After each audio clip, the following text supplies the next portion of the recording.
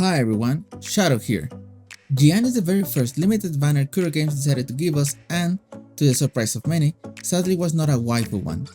Besides having amazing animations in my opinion, he's excellent dealing with groups of echoes and destroying bosses here and there, but let's see what makes this character a good option to add to your roster, as well as the best weapons and echoes he can use to make the most out of his kit, as well as a general review on how to use him and some good options for team comps. Jiyan is a broad play user that focuses on heavy attacks, thanks to his Resonant Liberation Emerald Storm Prelude. Using this will let Jiyan enter Qinglong mode, which replaces his basic, heavy and dodge counterattacks with heavy attacks lance of Qinglong. When on this stance, you will notice how the dragon will be the one that is actually attacking the enemies every time Jiyan moves the lance. One of the great advantages this attack has is that, when hitting most of common echoes, he will drag them along with the dragon movements, making them unable to move while the stance lasts. Can't say the same with the rest of the echo types, but another advantage this attack has is that it increases the hit range, allowing him to hit enemies even when they are not in front of him. Jiyan gameplay is all about this stance, so you want him to be as many times as possible in Qinglong mode. Now, his Resonant Liberation has another detail we need to talk about, but that involves the proper manage of the Fortress Circuit. His Fortress Circuit is resolved and pretty much is a bar divided in two, each half representing 30 resolve. So, whenever you have at least the first half, you can either use his Resonant skill to increase the damage of Wind Queller by 20% or activate his Resonant Liberation to cast Emerald Stone Finale before he enters into Qinglong mode. Fortunately, you will only need to make sure that you have at least 30 resolve when planning to use the Resonant Liberation for two main reasons.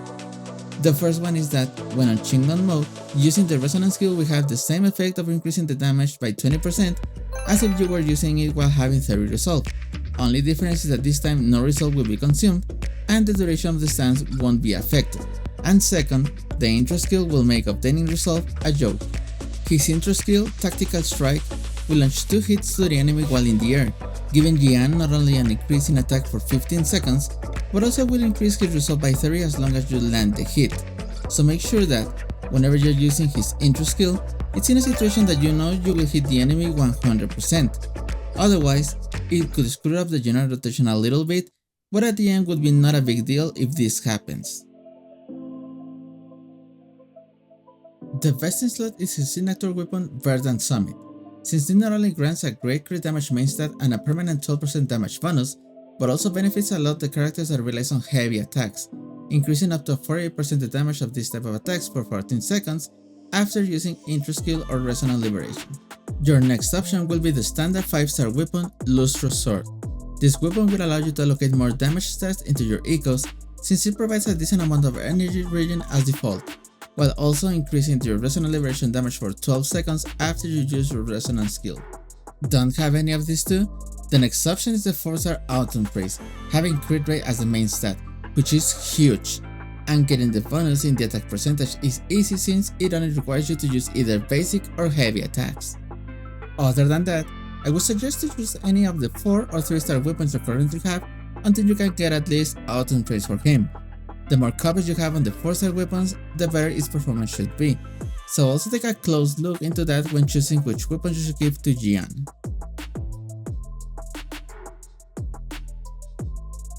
The vesting slot echo-wise is a 5-piece set Siragale, but due to the kind of stats he needs, maybe we can play around a little bit and mix some other sets here and there.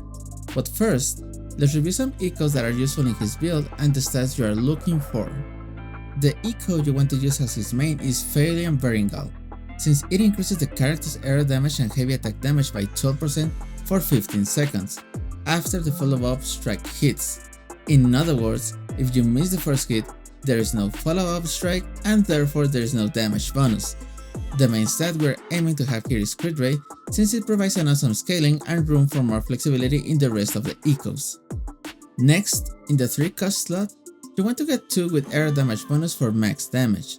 If you switch any with attack percentage as main stat, shouldn't have a huge impact in the numbers, especially if you got way better stats in that echo than in any of your air damage bonus ones. Now, remember I said we want him to be in Qinglong mode as much as we can. If you feel you're low on energy regen, consider having a 3-cost echo with energy regen as main stat. This will hurt your damage quite a bit, but that is while you can compensate the lack of this stat in the rest of your pieces. I would say maybe aim to have something around 50% in energy regen, but ideally just get a feeling on how fast you're getting his resonant liberation in synergy with your other two characters in the team, who should be buffing him somehow. Lastly, the obvious is that you go for attack percentage on the cost 1 ecos. As for substats, the priorities should be as follows: energy regen until you meet the threshold, crit rate and crit damage, attack percentage, flat attack, and heavy attack damage bonus. On the other hand, if by any chance you feel you have better stats in sets like Lingering Tunes or Moonlit Clouds, would be worth equipping those to Jiyan until you can get the full Sierra Guild set, since definitely this one provides him with the most damage. Jiyan alone is not that hard to play, since the main action will always happen when he uses his Resonant Liberation. However, before talking a little bit more about his rotation and when he should be the active character during a battle, let's mention some few points you need to bear in mind when using him to increase the uptime as much as possible. First point I wanna mention is about his Shinglong mode animation. If you have used animation cancel during this stance, you will be missing some damage here and there. As you can see in the screen right now, when I use animation cancel, the animation will still go through but the damage is gone. There is a very little opportunity after the first basic attack during this stance, but let's be real, during an endgame battle, the boss won't wait for you to get to this short period of time and execute the animation cancel properly, so eventually you will be forced to wait no matter what, making your rotation not that perfect. So don't sweat about this, just know that depending on the time you use animation cancel to move, you can be missing some potential damage from time to time, so think whether you are moving more than the necessary or if it's worth taking the hit or not, especially if you have a healer in your team. Second point I want to talk about is Faelian's animation. His 2-hit combo is just so long that makes it a perfect opportunity to swap cancel, and actually is the way to go since you want to rotate with the other units for buffs and build energy in preparation for Resonance Liberation chains.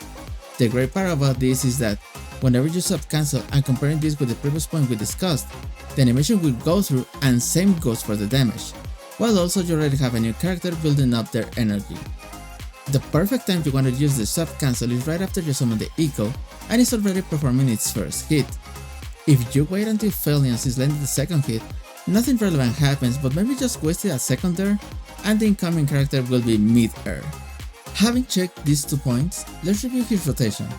The one that almost everyone is using is Intro Skill, Resonance Liberation, Resonance Skill, Basic Attack 6 times, which is equal to Heavy Attack Lance of Shinglong 6 times, Resonance Skill, Eco Summon, Swap Cancel, and then Outro. There are some others that prefer to use the Eco Summon right after the intro skill to receive additional damage for 15 seconds. The only issue I see with this is that if you are using a buffer right before doing this rotation, summoning the Eco during that window could actually hurt your damage a little bit, since it will take a couple of seconds before Faelian disappears, then you have another second or two of animation with your Resonance Liberation, leaving you with almost no time with the buff or support your previous character was providing you while on Shinglong mode. But hey, to be honest, at the end just play the way you like to, whether that is using the most optimal rotation or not. Content in general should be manageable no matter the way you choose to play, as long as it makes a little bit of sense. Being the game pretty much quite new, there are not too many options for team composition at the moment. Nonetheless, this is no reason to highlight the ones that can make Jiyan shine during a battle. For the sub DPS role, we have Mortefi as the big one. During Shinglong mode, we can take huge advantage of Mortefi's Resonant Liberation since his coordinated attacks hit more when the active character is using heavy attacks. Moreover, he's able to charge faster his Concerto circuit and energy, allowing us to use Jiyan's intro skill faster and more often. As for the healer or support role, I know you may be tired of hearing this, but Verena is the best one at the moment. There is nothing wrong with you perking with Vaishi instead, but the healing and buffing are not as strong as Verena's. At the end of the day, as I've been saying through the video, this game is made so that we can play it the way we enjoy it more, so you are free to use any other character of your choice.